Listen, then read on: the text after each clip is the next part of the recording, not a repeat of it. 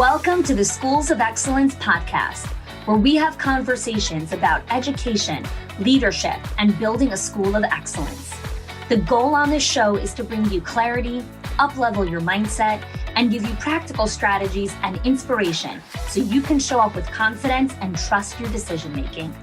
I'm Chani Olshansky. I'm a mom of 4 under 10, a former New Yorker, and been in the early childhood field my entire life. And I'm so grateful that you've joined me for this conversation. Hey there. Welcome back to another episode of the Schools of Excellence podcast. Today is another member spotlight with an amazing owner, Aliyah Johnson-Roberts. So Aliyah is the owner of 2 centers, Pratt Street Learning Center and Bustleton Learning Center in Philadelphia, Pennsylvania. And Aliyah has 36 staff members and 225 children total in both locations. And she has a pretty significant sized leadership team. She has 6 people on her leadership team. Aliyah has been part of our Owners HQ program and then transitioned into our CEO Legacy Group since June of 2020. And in today's conversation, we talk about the massive ROI that Aliyah has really seen since joining the program. She actually talks about how she has tripled her income and has had the most profitable year ever in her center, which is wild. And in our conversation, you'll hear why. So I hope you stay to listen through the end of the conversation. She talks about how she implemented some really great boundaries and created a work-life balance that she is proud of. She has time and space to think about other business ventures because she's really removed herself from the day-to-day operations. And so she's really living this, what owner life is about and what it means to be a CEO, which is to build these strong foundations, these right systems, to hire the right leadership team, to see your income triple and have the most profitable year ever, and also have the time and space to look into other business ventures. She's been able to strategically think about her legacy, who can help her take over when she exits, and how she wants to continue to invest in the team. Today's conversation is for any owner who is looking to get out of the day-to-day operations, who understands they are meant for more, who has a bigger, brighter, bolder legacy and dream that they want to go after, but is not seeing it possible. Today's conversation is for you. So I hope you enjoy my conversation with Aliyah Roberts. So I would love to hear from you. Take us back to, I believe it was March of 2021, when you first joined Build to Last training. What was going on in your center at the time before you joined our Owners HQ program? What was going? We were in the building phase, I think. It's so interesting you asked that question. And I'm like, March of 2020. Wow. Yeah, I think at that time we were maybe coasting, if you will. Like we were okay. But I am definitely one who continuous quality improvement or just building and figuring out how we could improve. Also, I personally was very busy. So I definitely wanted to not only seek out improvement opportunities for the program, but for myself, because the more we grew with staff and children, that meant, well, I'm being mindful of my words now because it didn't necessarily mean that it was more on me, but you usually take it on first and then you kind of divvy it up from there. So I wanted to begin to learn how to be more productive, manage my time and my role better, as well as building up my team. So that's where we were. We were okay. Like we were comfortable. We were going to be building and we needed to improve practices and procedures. How was some of the busyness? I know you and I, when we chatted a while back, we were talking about how the busyness was impacting your personal life, the quality of life with your spouse and your children. So would love to hear a little bit about how that was impacting you in a way that made you want to seek out, we need to do something about this. I don't like the way this is working. Yeah, honestly, I realized, and I think I shared this with you before, I realized that it wasn't necessarily a requirement, this heavy requirement of me, but I was making it a requirement that just wasn't totally necessary, right? So I really could have came in, had my, to-dos or my goals for the day and been completed by, 3, 4 o'clock. But I would find myself here 5, 6 o'clock wondering, why am I still sitting here? And it was not productive. And then I realized that I was taking away time that I could have been with my family. So I really had to shift how I was showing up, how I was thinking, and how I was responding, if you will. I was putting a lot more attention to the business that honestly didn't really need me, and not really towards my family who did. Yeah, it's so interesting because I remember one of the conversations that we had was about reshifting where you're finding significance. Yes. And yes. I would love for you to share with everyone that conversation, because that I still remember that conversation. Oh my goodness. Right. It is amazing to be able to look back through all of it since that time. And there has been so much growth, so many aha moments and so many conversations that we've had. But, I remember there being times when I look at all of these children and staff as kind of like my responsibility. Like, I know they're not my children, I didn't birth them or anything, but I really definitely took them personally. Spiritual children. Yeah, right. And still do. Yeah. But again, I just was not really looking at the needs of my children and my husband and my family. And if I have to be honest, taking them for granted, right? It's like, you guys know I'm working, right? I'm working, right? You know what I'm trying to do. So you understand. That didn't make it okay. So I would realize it at moments. And of course, there were times when it was like, maybe I waited too late to recognize it. I don't think it's too late, but I would recognize it in moments, right? And I think now it's more balanced. So when there are periods, right, it's back to school time. So I am here some days longer than others, right? But because I've, shifted my attention and my productivity and where my focus has been, because I'm doing it better when those times come, it balances out, if you will. Whereas though before, it was not balanced at all, at all. And it was so unnecessary, just really unnecessary. And I found myself creating more of a burden on myself, right? It was like, nobody told me that I needed to be here. It just was not a need. And I was creating this feeling of, I have to be here, but I need to be here to close also. And they need my support, because then they're going to feel like I created all of this stuff that just wasn't true. And, but I didn't create that narrative for my family. How beautiful, right? Yeah. So just really, really powerful. So when you first joined, you joined our Owners HQ program. And then after our live event in March of 2022, you transitioned into our legacy group. So I'd love for you to share a little bit about your experience in our Owners HQ program, some of those core foundational skills that you really learned and started to practice inside of your center during that time. Oh my goodness. I think this is why I love making these investments in myself, in my program, because I remember going through the program with the pyramid.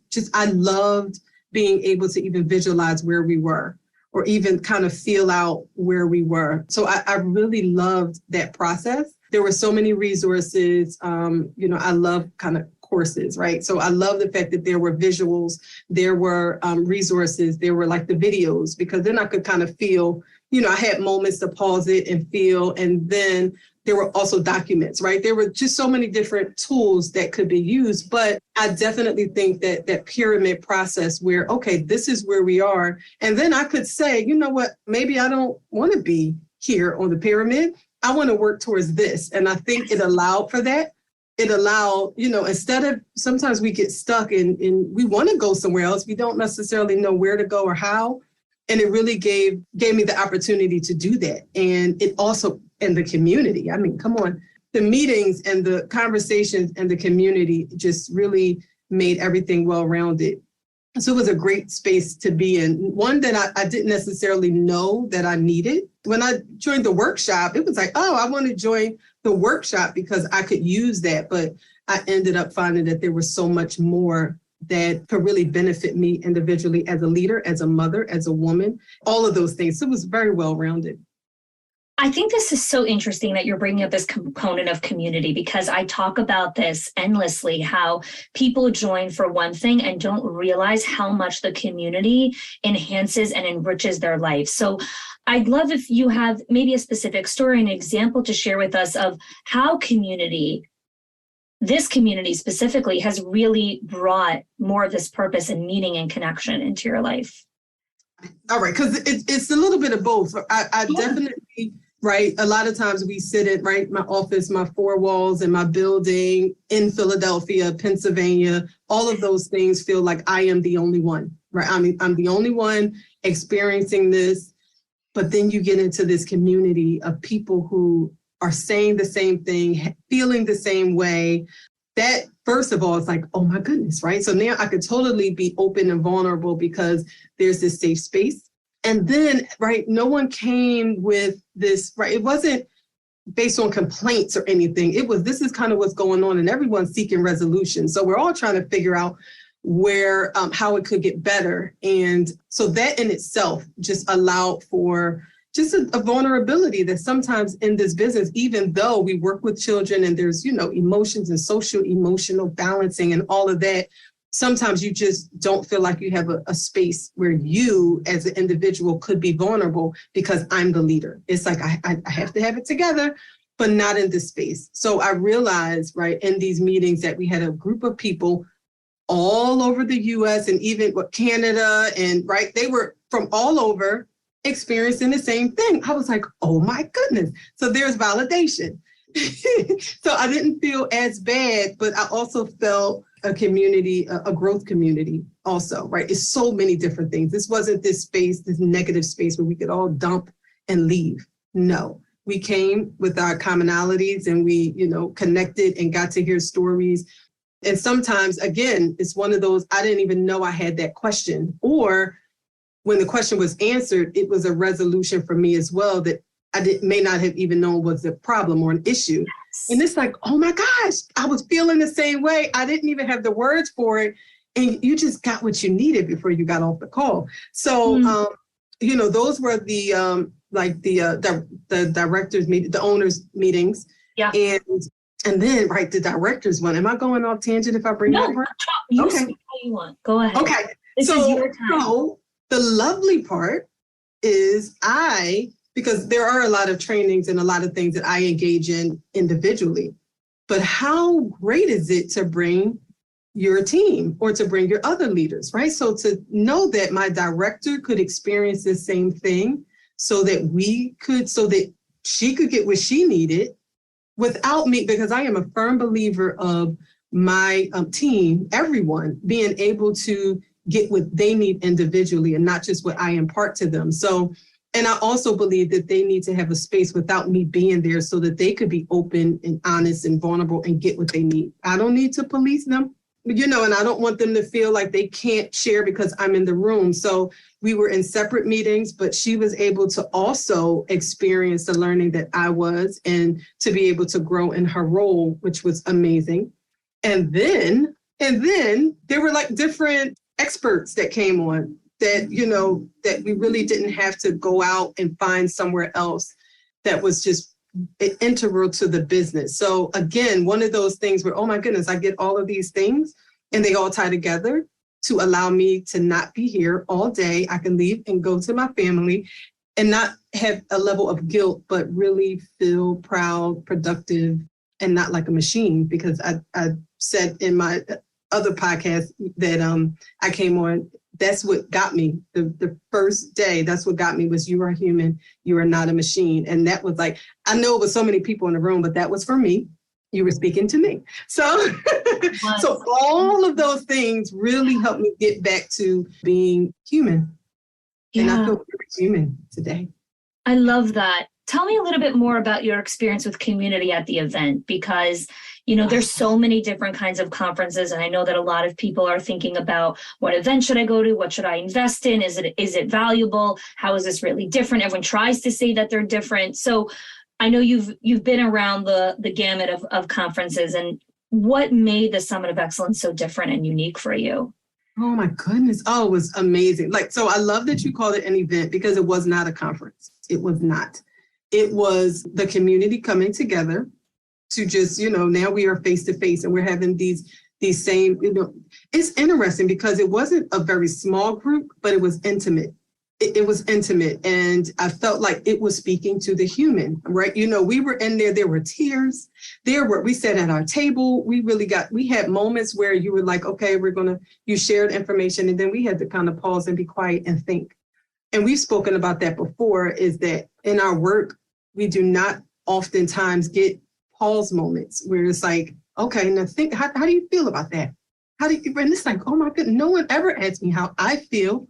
So we had those moments, and I was at a table with other owners and executive directors, like multi-site owners, which was amazing because a lot of times I don't really get to have conversations with other multi-site owners. And again, they were not from my area. So I loved having those conversations. And then we had, again, these intimate moments, right? We had the evening where we danced. We learned, it was line dancing. Line dancing, yes. Oh my goodness. And we were dressed up, and then the fireside chat where, oh my goodness, we really got to tap into some personal moments, but they all were aligned, right? By the time everyone was going like, oh my goodness, me too. So we had these growth moments that were so personal, but we were so connected. Wow. And it was just phenomenal. So I brought my mom and my other director. So my mom is my co-owner, and I brought my director, and I was intentional about bringing them because I did not want to be the only one to experience this. And I wanted us to have an opportunity to be on the same page, right? So when, we all, experienced it, and even heading back to the airport, we unpacked what we all took away. And I also wanted that to be a building moment for like my mom and my director. I have relationships with everyone, but everyone doesn't have opportunities to kind of build with one another. So I that's what I wanted for them. And they received it as well. So it's just been magical that I've been able to have these experiences and build community, but they have as well. So the live event was just, oh my goodness. We were so full when we left. We were so full. I love that. Such a tired, but grateful, full, satisfied kind of feeling, which is the best feeling. Like, it's just, you're so tired from the hard work, but you are so satisfied, which I love. How did your culture really start to develop as you transitioned after the live event into legacy, but also taking those foundational skills from owners? How have you really seen your admin team culture, and then in general, just the culture of both of your centers evolve over time? So what I think happened, and is happening, because, my team is, as many people as I can add to this, I will. Sure. But what I love is a lot of times in this industry, we get a lot of trainings. We get trainings where we earn these professional development hours, and we learn about child development, and we learn about all these things that many times I don't feel is related to us personally. And what I love is that bringing my team on, we were able to not only talk about the organization's culture and like core values and kind of build the organization, we've been able to tap into ourselves and internally about how we feel and our boundaries and our experiences, and kind of unpack some things. Because what I learned going through this process, and even having you amongst my team, is that we needed to spend more time understanding each other individually. But it's difficult to understand one another individually if you also don't understand what's going on within yourself. So the boundaries conversation was just amazing. And I was able to share with you where we were, and to have someone outside of the organization kind of see it and then give some insight really helped us to be able to connect on a deeper level. Not just we're the admin team, we're connected because of our positions. No, and not that we have to be friends or best friends or anything, but gain this level of respect and this admiration and honor for who each other are as they show up. I think is happening, the team, we mentioned at the beginning 6. We started as 2, and then we went to 3. And now that we're at 6, it is a lot of work. It really is. And it hasn't been the easiest. We're progressing, but I love the fact that we are not, first of all, I love that we're not progressing in this normal fashion, if you will. Yeah. We're not taking the normal road. We're like, no, we're digging deeper. Let's, Yeah. Let's get to the bottom of that. Yeah. What is that called? How does that feel? And you gave homework. We had homework that was not like go home, and it had nothing to do with the organization. It was about you. Like, what is it that you could do in that moment when you feel this way? And those are the type of tools that I think is so important as we navigate this work, because we don't know what tomorrow will bring. We don't know what the school year will bring. And that's why when we had this meeting with my team, it was before the school year started. And so I want to, before we go deeper into that, I want to talk about a few questions before that, actually. Sure. So I'm going to just interrupt you for a second here. So, because I want to give some context first, so people understand what we're talking about. Yeah. So you were in our owners program, you came to the Summit of Excellence, you transitioned into our legacy group, and then you made the decision to invest in a leadership day for your administration team, right? For your admin leadership team. Why? What was that moment of realization that you were saying, okay, I want to do this with Schools of Excellence. I want to do this leadership day, as opposed to figuring it out yourself or working with other options or whatever it was. Like, what made you decide, I need to do this investment? We need to spend a full day together. Because what you offer isn't, I haven't seen it anywhere else. I haven't experienced, I don't even know what to call it, but it's, you know what? It's holistic. I'll say that. I feel like it's holistic. And I want, especially after the pandemic, I wanted so much more than just professional development. And I saw where my team was, and I knew where I wanted them to go, but I didn't want it to just be surface. And I wanted it to be long lasting. And I wanted it to be meaningful to them individually. And I felt like, what I had been experiencing, I wanted them to experience. Yeah. So that's why I was like, it is worth the investment, because I already know if I don't make the investment, then we're going to spend all of this time, money, energy, frustration, all these things that just cost so much more. What? No, we're going to have, we're going to have this day. We're all going to work together all day. And we are going to have conversations. We are going to be honest. We're going to be open with the intent to build. And also comes with follow through. This isn't just professional development. We have a full year together now that we are going. I think our first follow up is next month or coming up in a few weeks. I don't know exactly. But that's the other thing that is so different about the leadership day, is that we spend the full day together with this holistic approach. We do the diagnostic beforehand, but then there's the follow through, the accountability, the consistent implementation, which really brings everything full circle.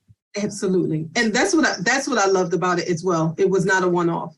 There will be, follow up. And then, of course, I love, too, that, now we have someone, right, that I respect. And I purposely did not want to lead it. I wanted it to be someone external who had skills that could really help us unpack some things that maybe I didn't even see, or maybe that we individually didn't see about ourselves individually and as a team. So it was just phenomenal. And you mentioned the follow-up. That was the reason, too. It was like, this will last all year. And then it's a level of accountability as well. So we all go through this process together, then we each have a sense of accountability to follow through. And that's what I loved about that. I also think, lastly, this was a way of kind of showing them, right? I'm making the investment because you guys are that important to me.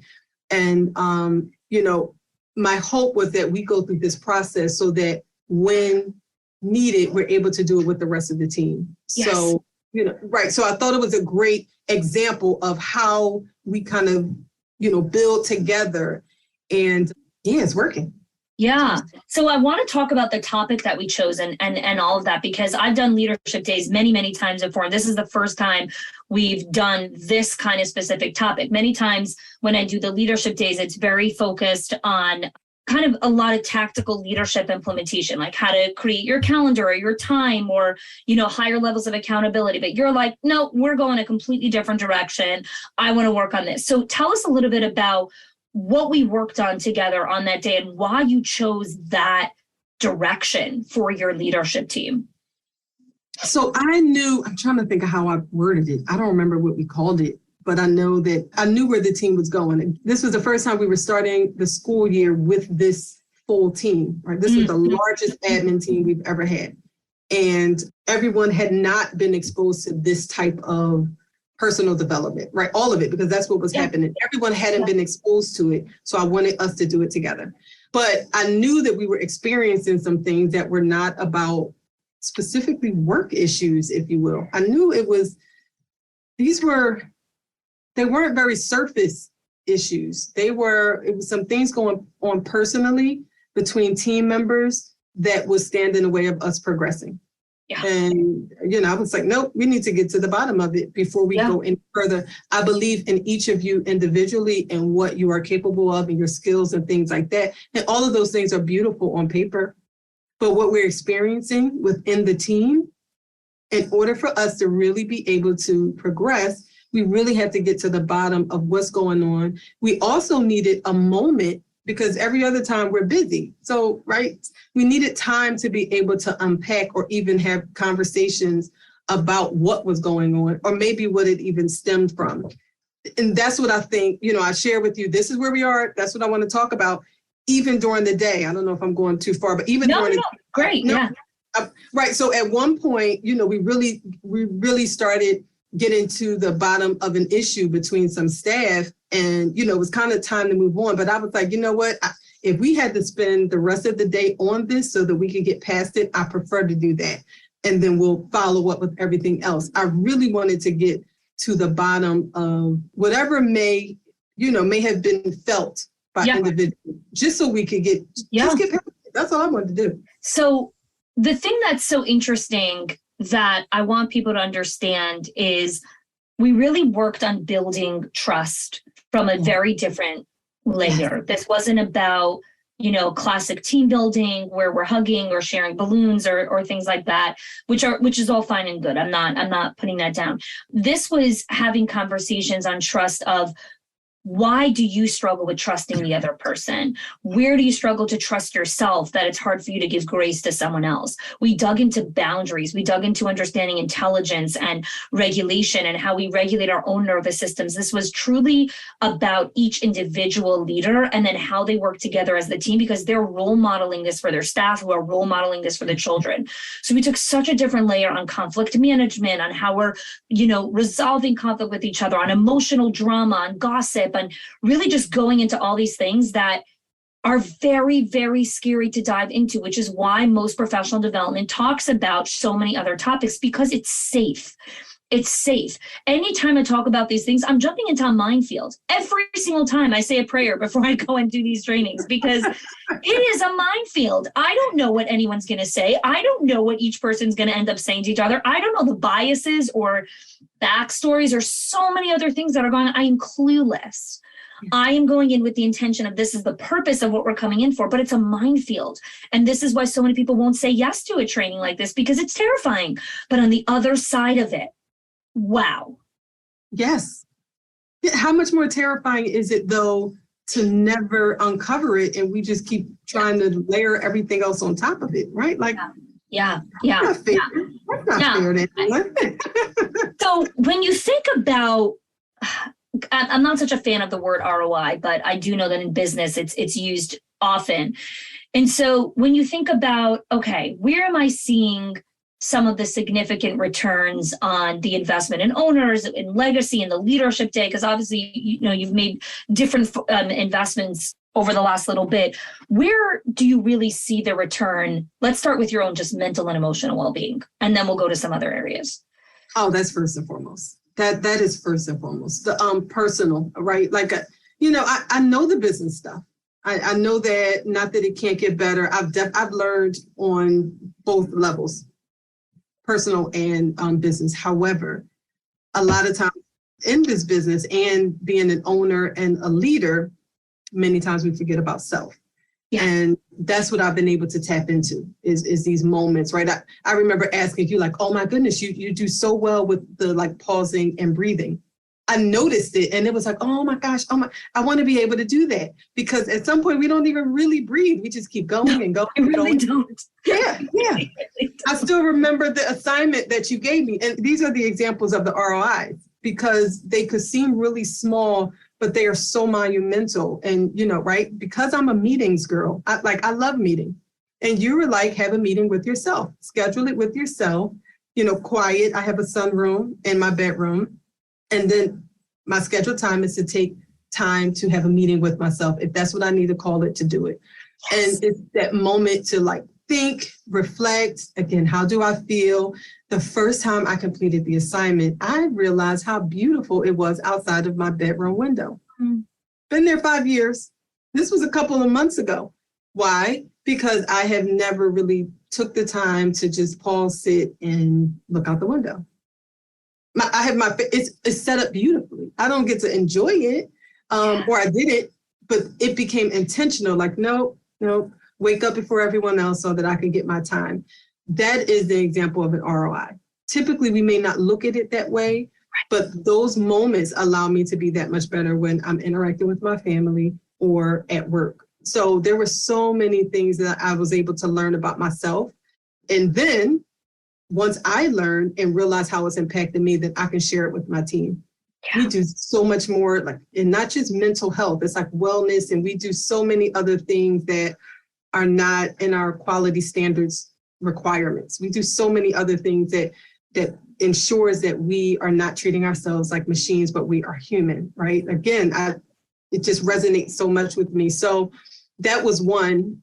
And then so many of the other nuggets, I still had I totally changed the open door policy. I learned that.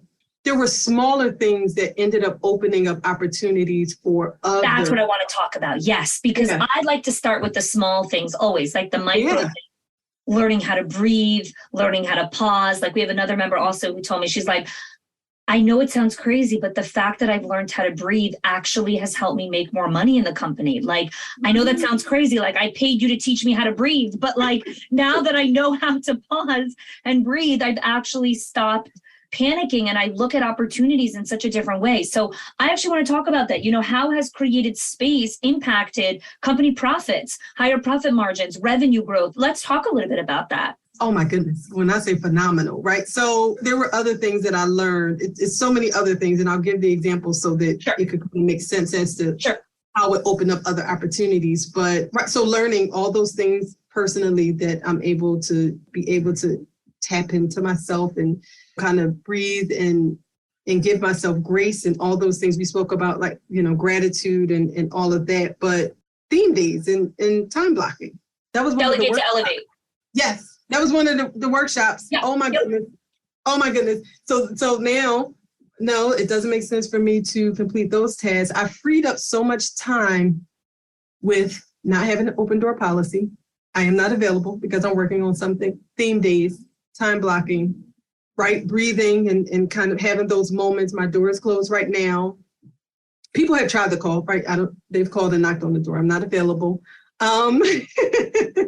And so they gave me back my time. They gave me back my time to spend with my family and to work on the business so that I could build it.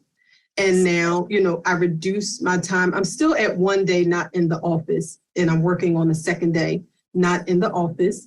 And I've also been able to work on another business venture because I'm actually working on transitioning myself from out of the business physically, physically being seated within the center. Wow. And I only have been able to do that because of all the things that I've learned, that I've been able to implement. But not only that, I've also been able to instill new skills into my team so that they feel ready and feel empowered and personally feel more at ease with who they are and with having the conversations we had about manipulation and boundaries. And so all of those terms that everyone wasn't familiar with help them become more of the individual that they want to be and the leader. So all of those things worked hand in hand, which allowed me to look at the business, build the business. We are, like I told you guys, we're really about 85-90% full. I thought we were going to transition into the school year. Nope. Most of the classes are full. So our profits, we had the best year. Our profit was amazing. We tripled our income, and we have this these metrics that we have that looked at our team health. And it was, oh my goodness, it was phenomenal. It went from a really low number. I can't remember off the top of my head. I think it was like a 3 to an 8. And it talks about just the team health. And so all of those things happened, which made us a better business. So we're better financially, and we are just better internally, that sometimes other people don't see anyway, but we do. Yes. But we know that it's happening. And so what you're saying here, again, this is such a paradox sometimes, and I think it's amazing that you've achieved this, is, tripling income and increasing, your most profitable year many times comes at the expense of the mental and emotional well-being of the team, or at the expense of people's family and personal lives, right? Like, we're in growth mode. So it's, there's a cost to it. So that's one thing. I think it's so powerful that it hasn't come at an expense. You've done it in a sustainable way.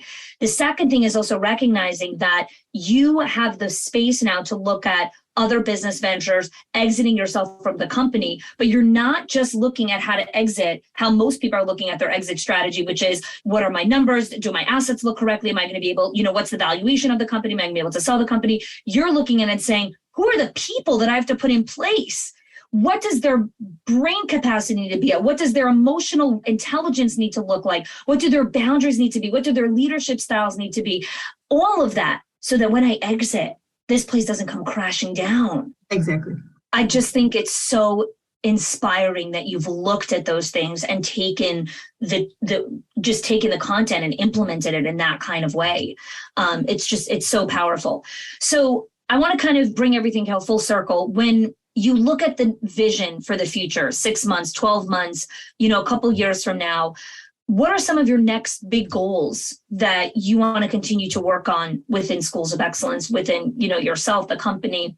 I think still continuing this self-work, of course, because, having these moments where I could breathe and just have quiet moments and just quiet my mind. I think we've spoken about that, because it will be times where it's like, oh my goodness, my brain is I'm able to dream and create the vision, right? Like, I'm able to do those things now. Like, I don't know if I said it at the beginning or not, but I am looking forward to this evening, because I'm sitting in my backyard.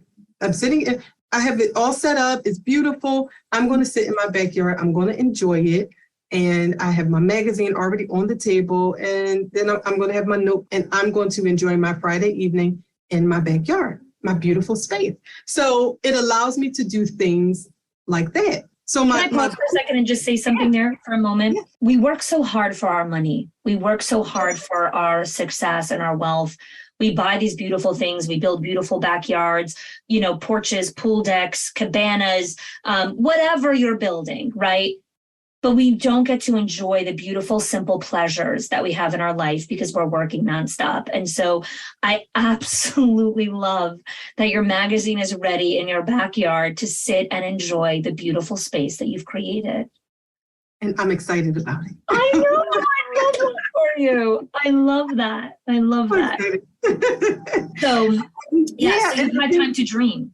Yes, time to dream. And so I'm going to be thinking about some things that I'll be doing coming up, and I'll have time to do that. And then, of course, I keep sharing how I am not stingy with, what I'm gaining. I want staff to be able to do these things, so something that we are implementing within the center, exactly, because we had this in one of our legacy calls, a conversation around when do staff get to have these moments. So we have a teacher who in her class it's called the Chill Spot. And it's so beautiful. And it has a waterfall and a plant there. It's so nice. We're going to create one for the staff. So during their downtime, it's a quiet, when you come into the zone, it's quiet, right? Because I had staff last year, hiding out because there was nowhere to go, for quiet. So we're going to I want to create opportunities and spaces for them to experience these same things. Our goals are so based on core values this year, and not a whole bunch of to-dos, but we are also trying to create our own internal processes that helps to move the business forward, prepare for my exit, as well as be responsive to what's going on, right? So there's in the market, sure. Exactly. There's a staffing shortage. So we're creating our own internal kind of track to get people who may come in and they may not, come in with the credentials and experience. And so we're going to have a process that we're working on internally to kind of combat that so that we're still getting quality people who have a passion for this work. Those are our big goals. A lot more community work that's a part of our mission. So we are working on providing our families even more resources. And we want to have some wellness workshops in our monthly family engagement meetings. So all of the things that I'm learning is trickling down so that everyone can experience them. I think I don't know who says this, Warren Buffett or whoever, never waste a good crisis, right? And so I think what's so powerful is in times of plenty, in moments when there isn't a crisis, too many times we take on more and more projects to do during that time, as opposed to using the time of plenty for pausing, for reflection, for optimizing things. And this is what you've really worked on for the last year and a half or so.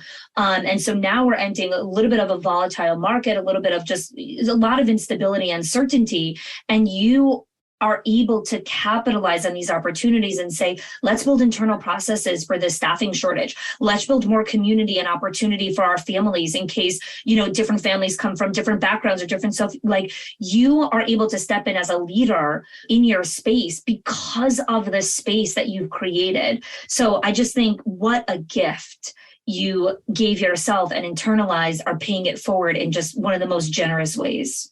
So my last question to you is, a lot of people consider joining our program, and there's a lot of people who are very hesitant when it comes to the investment, the investment of time and money. Mainly, they're concerned about, this is a huge financial investment. And so when you're considering having a conversation with someone who's on the fence about it, what would you tell them? I would really say, go back and take a look at, think about the past year and think about all the things that your program has experienced. Your staff, your families, and those individually as well, because not everything is happening on our grounds, but things are happening to our staff personally that impacts the work as well, whether we want to believe it or not. List them out. What are all the things that are happening? What's the amount of time that you spent resolving issues? What's the amount of time spent on just trying to support someone, a staff member, a family, or whatever? Yourself. Think about yourself. And then look at your budget as well. And think about what you are spending your money on. And then ask yourself the question, can you afford not to? So I think sometimes we look at our budgets, and I'm not sure, I changed the way that I look at my budget, and I put in consultants, and I put those things in my budget, right? They're not usually a line item, depending on funding sources that people get. I do have like a template where that's a line item. Because I'm sure we can look at our budget and spend less in one area and put it into this space that will ultimately impact the income level. It will end up being an ROI. So sometimes we don't look at how much it's costing us when we have to replace staff because they're not happy with the network environment, or how much time it takes to recruit someone, or, all of those things cost time and money. So if we shift that and think about ways that we could proactively invest in our staff and our program, that is not short-lived, but it is a long-term, right? It may not be a long-term investment, but the ROI is long-term. Just look at it differently and think about what the investment could bring, and not necessarily focus on that dollar amount. There's so much more that comes with it. You're not even thinking about. That's what it is that we think, oh my goodness, I can just get, I don't know how much everyone's professional development costs, but we don't take as many professional development. We don't, we are very intentional about what we do every single year. And these are the type of things that I want my staff to get, because they allow for. Yeah, but even things like, and I love the way you're talking, because, sometimes it'll be like, I don't know, one of like our events were once like $2,000 or something, or $2,500. And like $2,500, I could buy 3 new sensory bins. I'm like, okay, sure, if that's what you're correlating, what's an investment. So I guess I'm curious, when you hear something like that, because I hear that a lot, like I can buy my teachers all this new stuff, or I can, have my teachers sign up and get their CDAs or whatever it is. Why is this investment so different than buying a new table or new markers or getting your teacher CDA? Why is this different? Because those are kind of like to-dos, right? They're there to say that I did it. Right. So we have the new sensory table. but we don't have the teacher who is well enough or even present enough to use it the way that it's supposed to be used. Or the markers. Right now, the markers, all the caps are off of them and they're dried out. Right? You have to buy it again.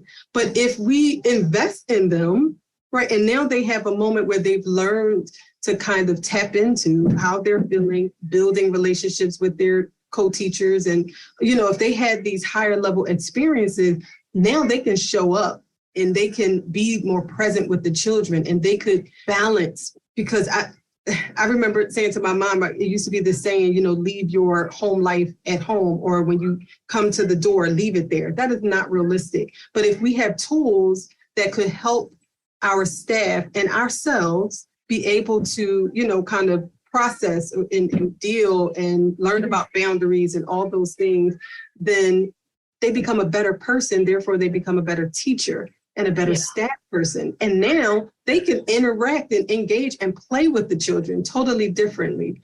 And just because on the line item, we purchased all of these things does not mean that they're getting used. Yeah. The CDA, they have the paper, but do we actually see the result of what they learned from the CDA? And so I think we have to shift how we look at it. Yeah, it's I always say it's like the indirect, it's the long, short way, right? I was talking with a friend of mine about how I really want to teach my son mind over matter, like really teaching him how his mind should rule his heart, and less, ruling from his emotions, but also understand and be in touch with his emotions. And I did some research, and he's actually going to be taking horseback riding lessons. And someone was asking me, why are you making that investment? Like, that's a lot of money and all of that kind of stuff. And I said, one of the things I know about horses is that when you get onto the horse is one of the only animals that immediately feels your entire emotional regulation. So if you're scared, the horse is scared. If you're calm, the horse is calm. And so if I want to teach my son through an experience, not through a lecture, not through a PowerPoint, but through experience, how to create mind over emotion, get him on the horse, get him starting to practice it. But that's such an indirect way of teaching him that. I don't care. That's the best way, because now he's going to learn for life. There we go. Yes, lifelong. Yes. Something that I remember we talked about on the leadership day about control, right? And sometimes, we want to control these situations, and we want to control them when we put them in a room with this training. But when they walk out, it's like, just because we wanted them to go in there and learn this, we try to be so passive aggressive and like, yep, I'm going to set them all up with a communication training. And they don't walk away, right? It was a training where they were lectured at, but they didn't have time to really process or even dig deeper internally or get what it is that they needed individually. And I think that individual work is so much more powerful than sticking everyone in the room to hear about a topic that may not resonate or fall on deaf ears. Or the same way with children, if they hadn't eaten, then they really can't learn. So we don't know what's going on with that individual, and we're sticking them in these trainings, and we don't even know if they're getting the content or even if it's quality content. But when you invest in a program that, it's really tried and true, especially, again, I went through it first and I knew what it could, not that I was trying to control and make my staff have a particular takeaway. I wanted them to get what they needed. So if we do it that way, it's much more authentic and it's a longer term investment. Yeah, it's so interesting, because again, like the program is over the course of a year, and most people renew year after year because it's a constant follow-up. It's coaching. It's following your life's journey. It's not just here's the content, now go figure it out. So I really appreciate you sharing this holistic approach to, yes, they have the sensory even, but do they know how to use it? Do they know how to connect with the child? Do they know how to regulate their own nervous system when the kid starts throwing the sand all over the room, right? Like those are the next steps that happen afterwards. Aliyah, thank you so much for your time. Thank you so much for the generous, important work that you're doing in the world and in your community. I'm so grateful to have met you, to have built this relationship, and I really look forward to what's next. I'm grateful for this partnership, so thank you.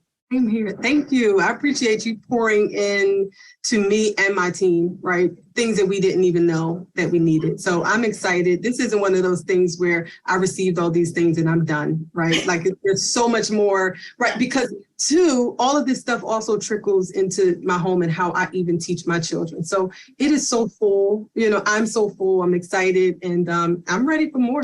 Yep. Awesome. Aliyah, enjoy your beautiful backyard and enjoy your weekend, and we'll talk soon. Thank you, my friend.